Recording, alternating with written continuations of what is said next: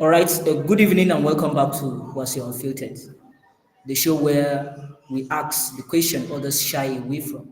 Tonight, our spotlight is on Plateau State, a land of beauty, culture, and resilience, but also a land scarred by blood, politics, and broken promises. Plateau stand at the crossroads, caught between power games and the people's desperate cry for peace. The question is, will politics deepen the cracks, or can leadership and security finally come together to build lasting peace? This conversation is bigger than Plateau. It touches the very soul of Nigeria. Stay with us because this is Wase Unfiltered, and we will be right back.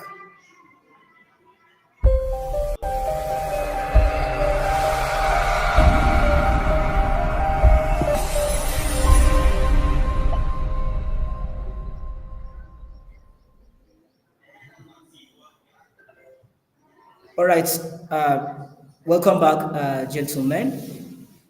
And together we have our guest all the way from Plateau State. You are welcome, Honorable Yahuza Yari. Thank you all. Before the break, we set the stage. Plateau State at the crossroads, where politics, security, and peace are all colliding. Our guest for today, as I introduced him earlier, is Honorable Yahuza Yari, a state assembly aspirant of Kantana constituency under the umbrella of the African Democratic Congress, ADC. Honorable, once again, you are welcome to us Unfiltered. Good evening, all. My name is Honorable Yahuza Abdullah Hiari. I'm from Plateau State, Kanam local government, Kantana constituency, Kantana Aziz. All right, now it is time to hear from our guests and unpack the hard truths. What truly drives the conflict? Who is benefiting from the chaos? Most importantly, what is the way forward? Let's get into it. This is the show that gives voice to the voiceless. If you're watching for the first time, you're welcome. You're definitely in the right place at the right time. To be part of our growing community, just click the link in the description and don't forget to like this video. Hit that notification bell so you never miss when we drop fresh content. And of course, subscribe and share so together we can amplify more voices like yours. So, Honorable, many argue that politics on the plateau has become a game of elites, while ordinary people pay the price with insecurity. I mean, I myself belong to Plateau State. I belong to our local government of Plateau State, and we share a border with Yeah, well, you. And along Kanamwasi border, there have been a lot of insecurity uh, cases. I mean, the last time it happened, two members of my extended family were killed. So I'm a direct victim of the plateau crisis. So, do you believe political leadership is genuinely committed to peace, or is power still taking priority over people's safety?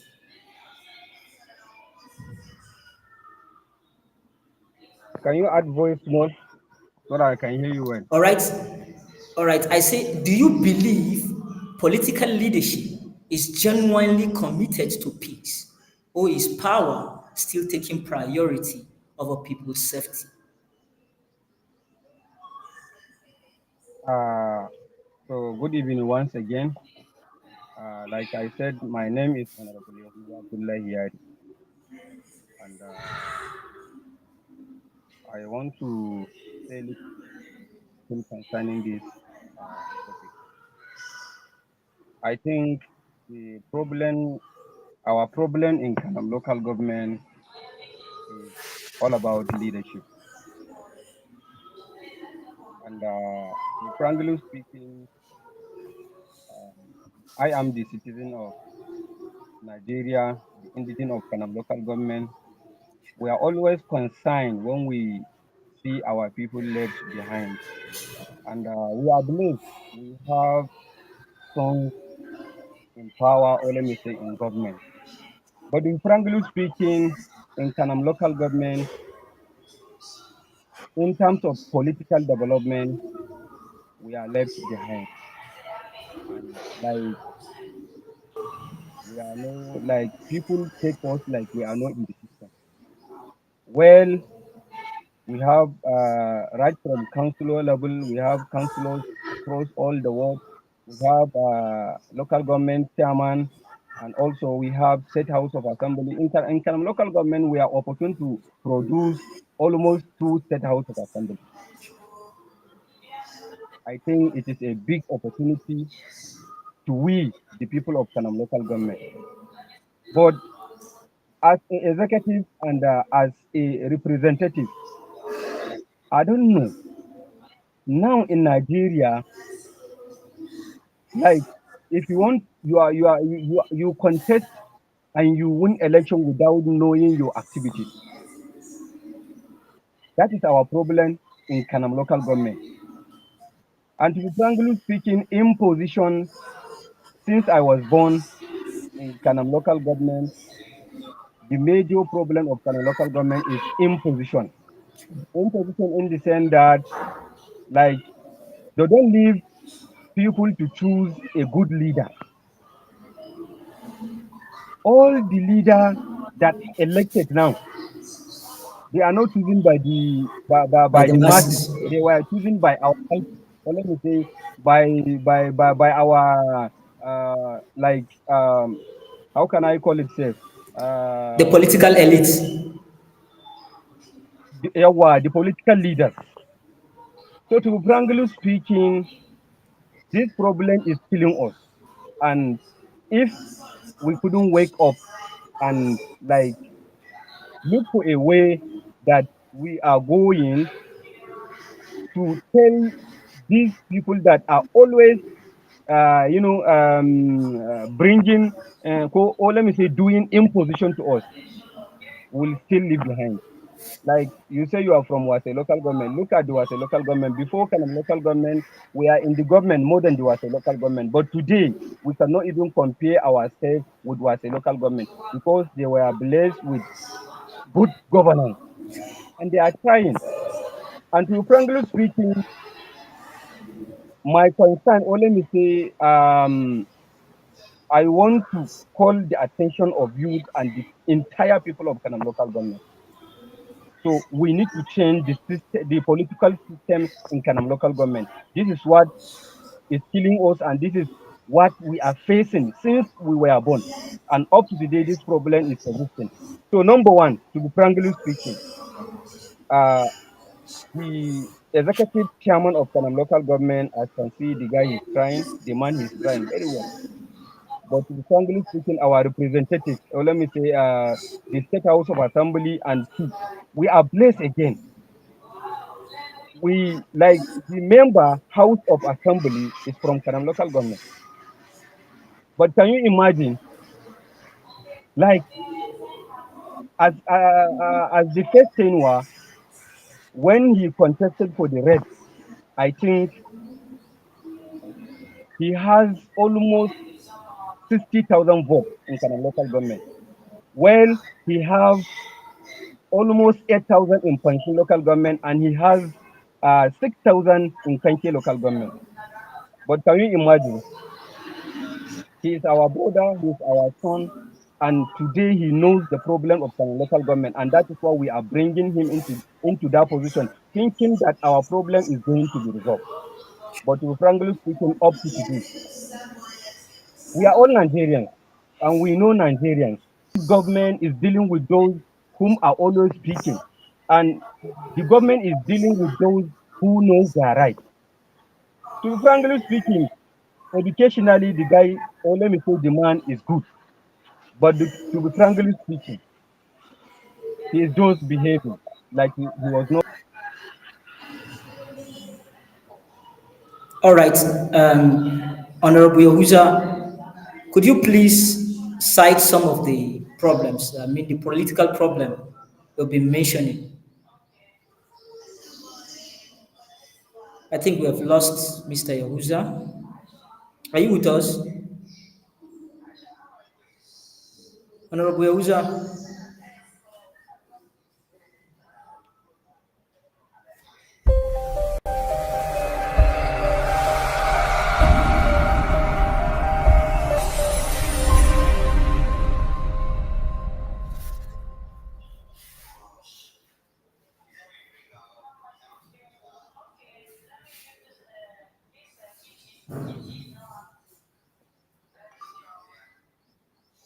Honorable Yehuza,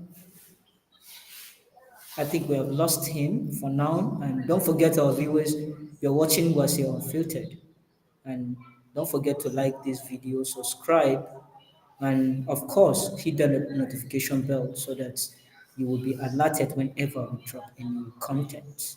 And we're talking about Plateau State on the crossroads, politics, and security of the states. You know, security is everyone's concern. Every one of us should be security conscious, and we must have to be vigilant because without security, nothing is going to move. We uh, are the leaders of tomorrow, as they rightly said. And as the leaders of tomorrow, we have to start thinking of doing the right thing for our people, for our community, to make the world at least a better place for each and every one.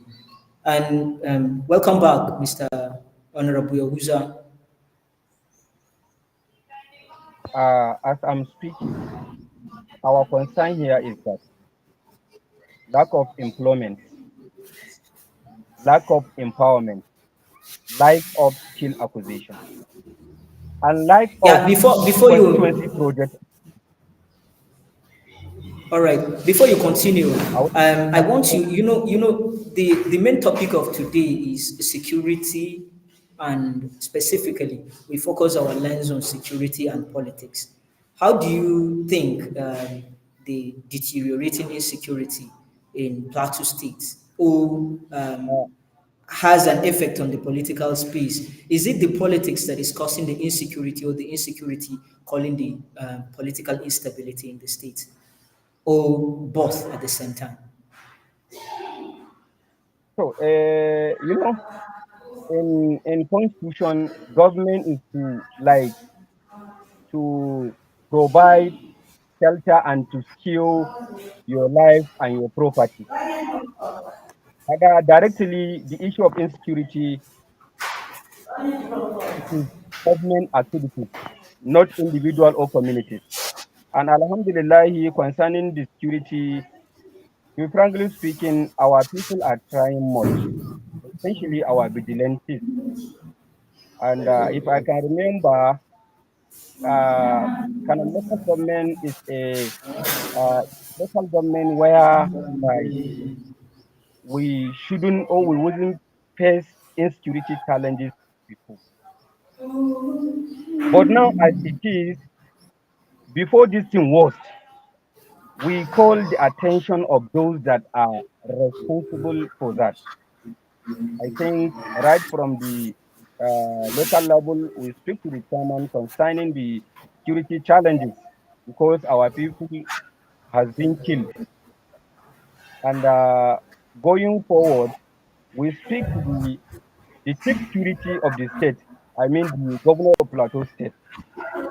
So well, he was trying because we cannot say like he neglected the insecurity challenges in our land. He tried as much as he can.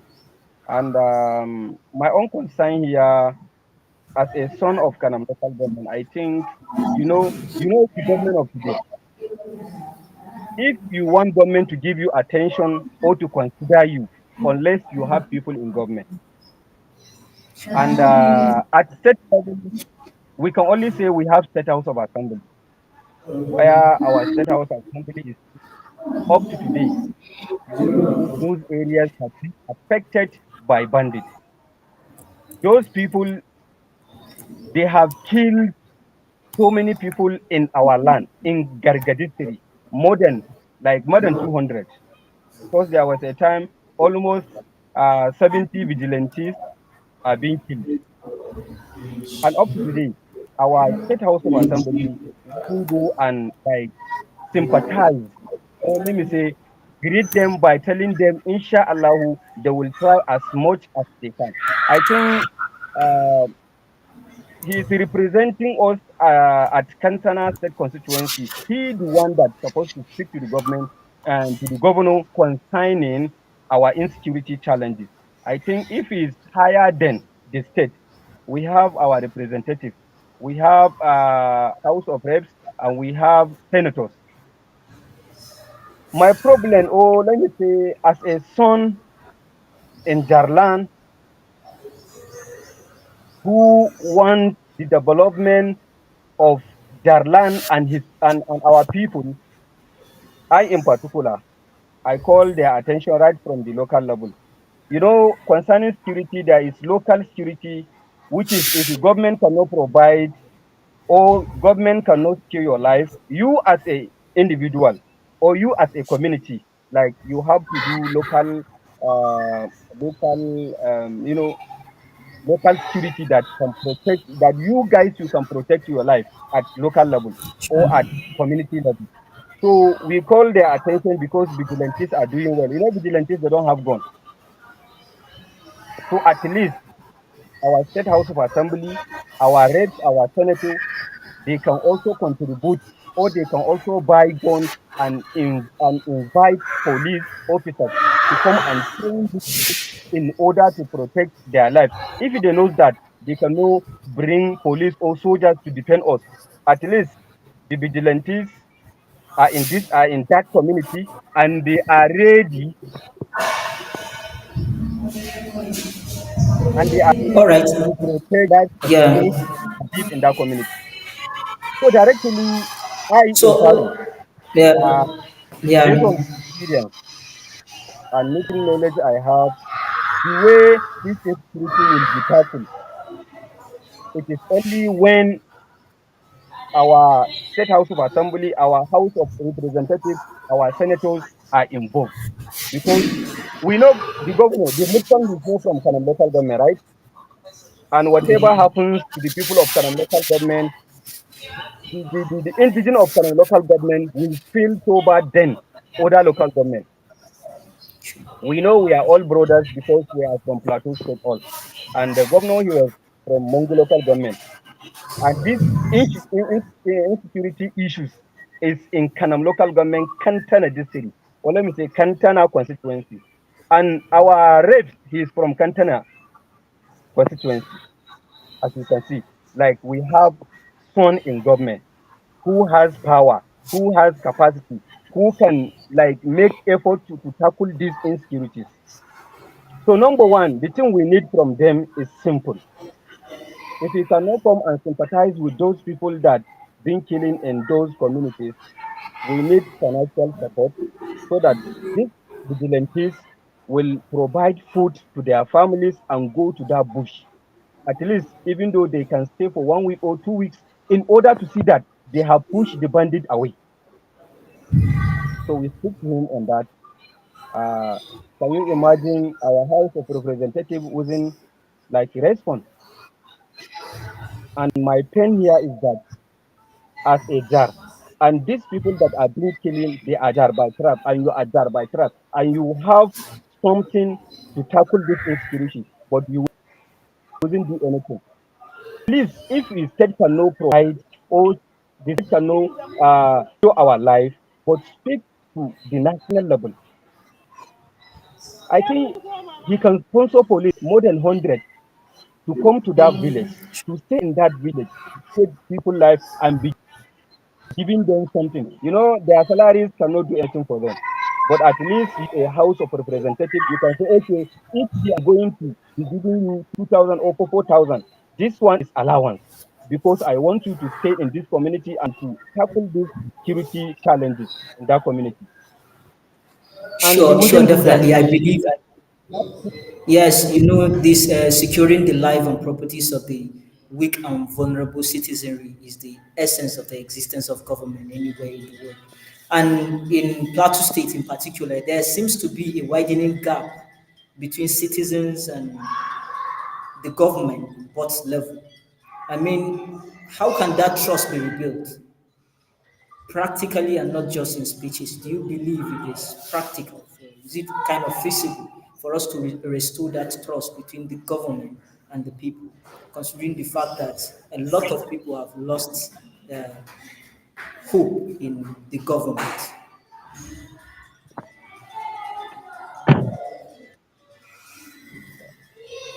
Hello, Are are we you with me? together? Yes, I'm Yeah, with we are you. together now. What are you saying?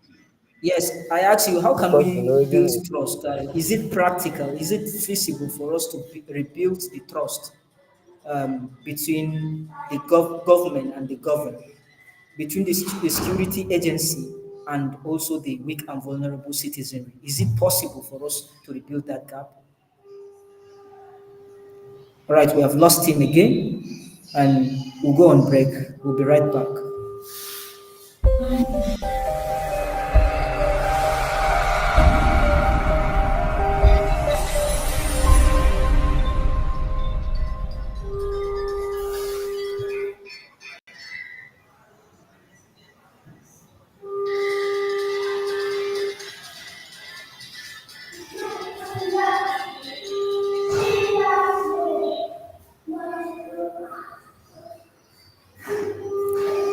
All right, you're watching Wase Unfiltered on Diaspora Digital Media. Don't forget to like this video, comment because it means a lot to us. It's gonna, the algorithm will use that to share the video to a lot of mind like yours.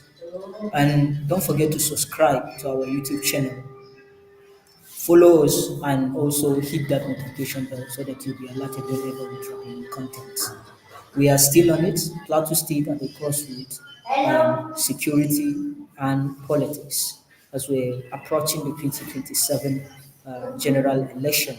Now it's 2025, and in no time, 2026 will come, and 2026 is the political time. And you know, a lot of people have been suffering for years in Plateau State, especially. A lot of people have lost their life. Insecurity have deteriorated. Insecurity have escalated in a lot of parts of Kanamwasi and the whole of Plateau State by extension. So our guest for tonight is still Honorable Yahuza, although we lost him. We are waiting if he's back. We'll continue with the conversation.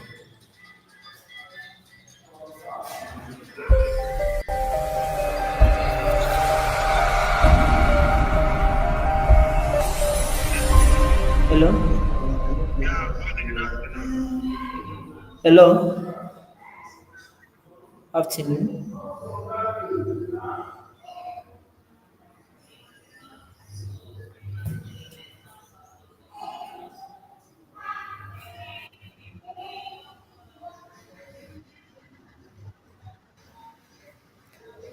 All right, welcome back.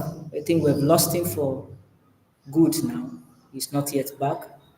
So we'll round up the program. And I would like to use this medium to thank each and every one of you watching us tonight, and also our guests for tonight, Honorable Uzayari. Tonight we have heard the promises, the excuses, and the hard truths. But let's be clear. Plateau cannot afford another cycle of blood and betrayal. Politics without peace is nothing but theater, and security without justice is an illusion. The question now is simple. Will leaders choose power or will they choose the people? Until the answer is clear, Plateau and indeed Nigeria will remain at the crossroads. This has been Wase Unfiltered. Good night, and remember, truth may be bitter, but silence is deadly.